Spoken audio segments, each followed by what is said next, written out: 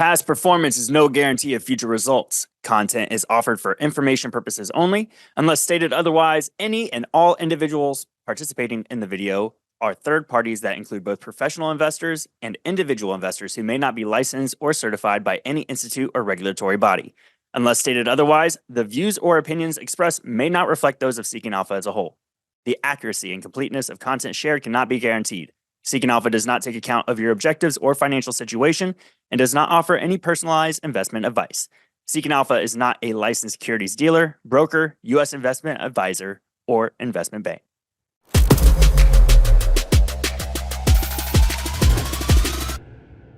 Hey everyone, it's Daniel Snyder from Seeking Alpha. Welcome to another episode of ETF Spotlight. Now, this week we are diving back into gold because everybody is focused on the massive outperformance this year that this space, this commodity, not even just this year, right? The last few years, how gold has just been blasting off. So we have a true legend for you today. And I mean legend in every sense of the word. We have George Milling-Stanley from State Street Advisors. He is the chief gold strategist over there. And also, I don't know if you know this, but kind of the godfather of the gold ETF, the GLD. So thank you so much for joining us today, George. How are you doing?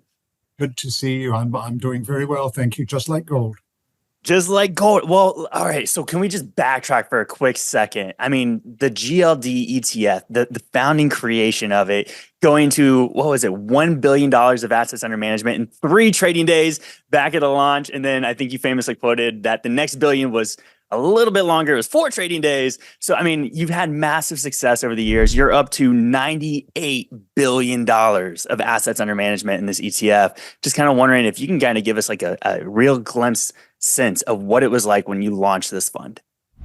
Oh, look, we had no idea how successful it was going to be. We knew that there was definitely an appetite for it. We at the World Gold Council, along with our partners at State Street at the time, we'd done an enormous amount of market research, and we knew the market was ready for this product. We had no idea it was going to be the success that it was, that 20 years later, we'd be, we were just over $100 billion just a week or so ago. It's that slight pullback in the gold price that has brought us down. It's not not net redemptions or anything like that. So around about the $100 billion level in 20 years, we think that's a pretty good achievement, and we think that there's plenty more where that came from. There's definitely an appetite out there among investors for exposure to movements in the gold price, which is what GLD gives you.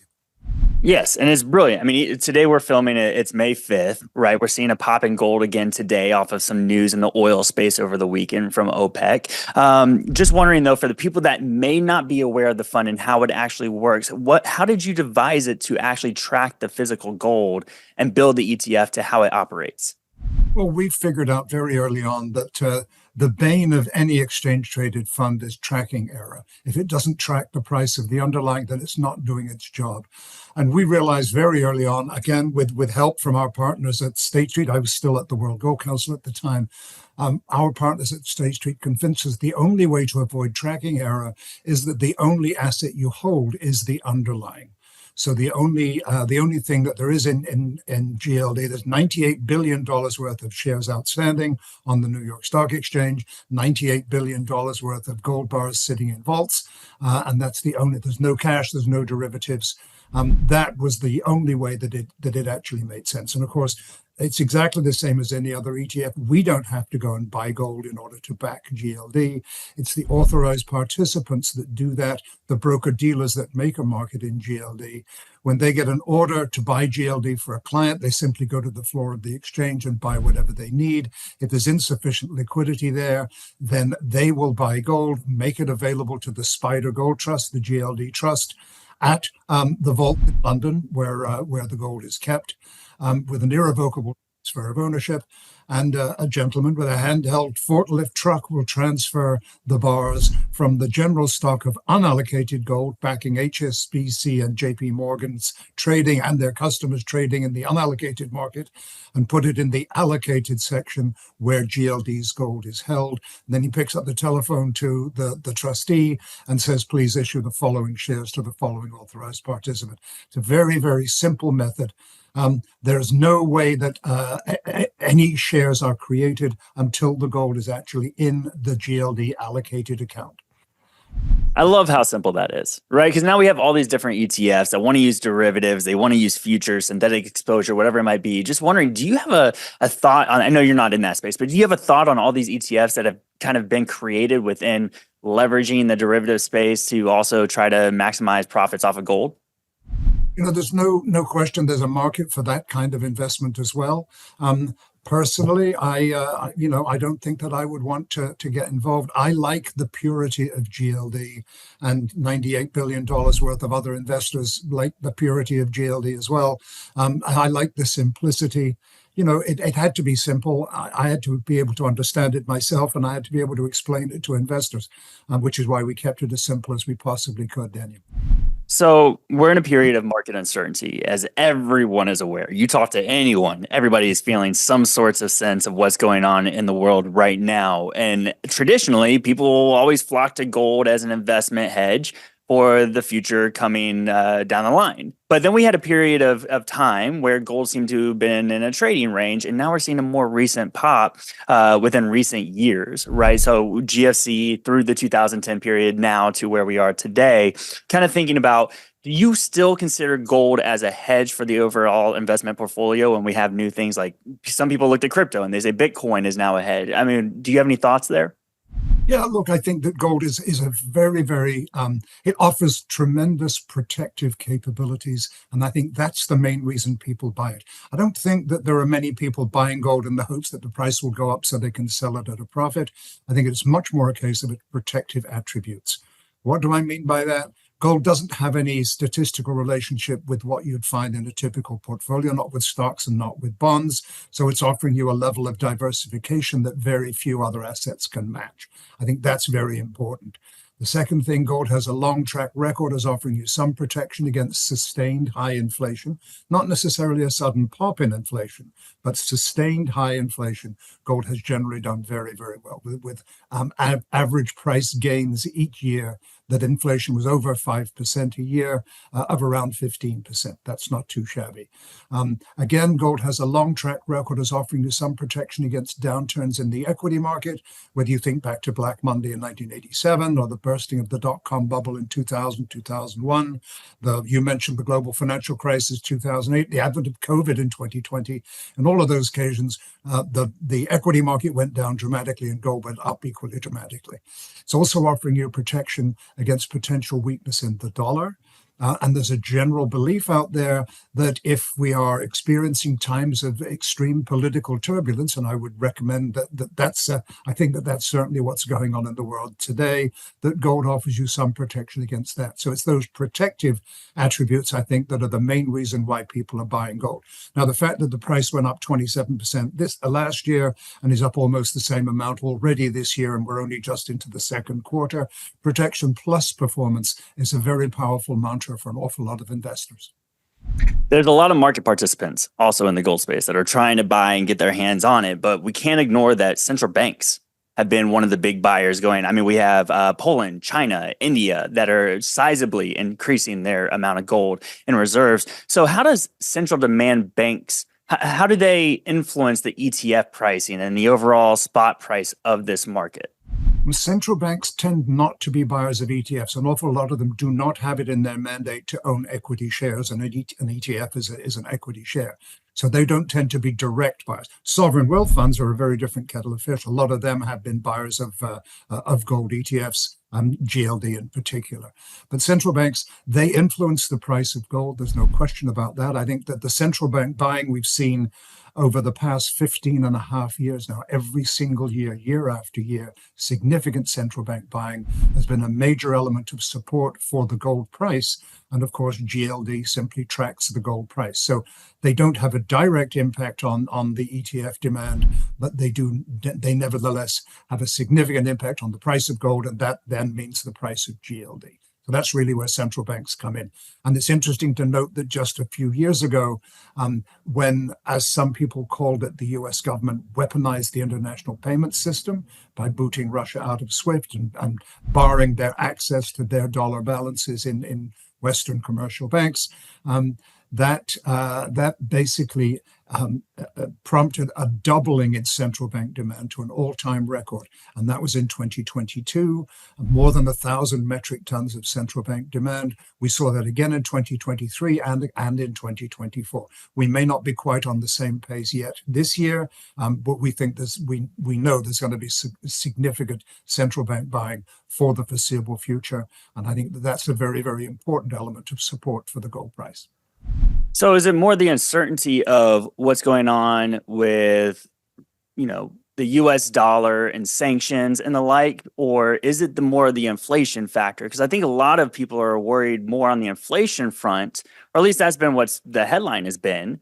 But what are your thoughts? Is it inflation? Is it both? Or is it sanctions and the weaponizing of the US dollar? Well, I just ran through the longer term reasons why people invest in gold, those protective capabilities, plus the possibility of good performance in some years, not every year, but in some years. We also have a lot of very good short term reasons as well. The fear of recession, the fear, economic uncertainty, the potential inflationary impact of immigration policies, and of course of tariff policies, and possibly even of tax cuts as well. There's an awful lot of serious worries there. I think that Jerome Powell is seriously worried, not about losing his job. I don't think he's going to lose his job until May of next year. But I think he's very, very worried about a revival of inflation because of things that have happened since April 2nd. It's really a very, very short period of time, which is why nobody's expecting any change in interest rates when the Fed meets this week. I think that investors are feeling very uncertain. Is recession a possibility? Is stagflation a possibility? The slow growth? Jerome Powell has mentioned on several occasions that what is required to deal with the problems that he sees in the US economy is an extended period of below trend growth. That sounds an awful lot like a recession to me, or stagflation. And either one of those, gold has always performed very, very well in all of those. So I think it's those long-term protective capabilities are simply being highlighted by all of the uncertainties that are in the short term. But even if somebody waved a magic wand and all of those uncertainties about tariffs and about inflation and everything went away, I think that there would still be plenty of reasons why people would seek the protective qualities of gold. George, all of this is completely insightful. And I would love to go back to the ETF because I think investors, when they hear about gold bars in a vault somewhere, they go, well, how am I protected as an investor? How do I know that my gold bars are actually there? How do we know gold bars are locked away and it's put with my, ETF share on it? What are the protections that GLD as an ETF and as the entire system, what protections are there for investors in this ETF? Yeah, look, it's just the same as any other ETF. There are audits of the actual holdings being done. There are 2 independent audits done during the year, and on behalf of the Spider Gold Trust, which is the GLD Trust. And they take several months because all of the gold bars have to be moved from where they currently are, sitting on those wooden pallets in a great big vault. They have to be moved from where they are to a separate space, and then bar by bar, they're replaced where they were originally stored. And that can take many months to do. So there are auditors in the vault most of the year, let's put it that way. And then, of course, the World Gold Council's own auditors satisfy themselves as well that the accounting procedures used by JP Morgan and HSBC Bank in London, we can say that it's in London. I can't be more precise as to where in London it is, but we can say that it's in London. They satisfy themselves of the accounting procedures being used to look after GLD's gold. If that's not enough for the investor, then maybe he should seek a different investment. It certainly is enough for me.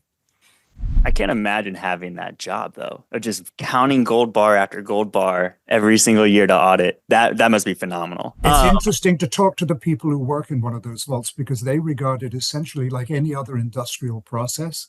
And to them, it isn't gold, it isn't valuable. Even if each one of those gold bars that they're picking up is worth more than $1 million, it's just a job for them. They're very proud of their job, very proud of the security, but but it's just a job to them. They don't, they don't stand back in amazement every time they pick up a gold bar, because they pick up dozens, if not hundreds of them every day.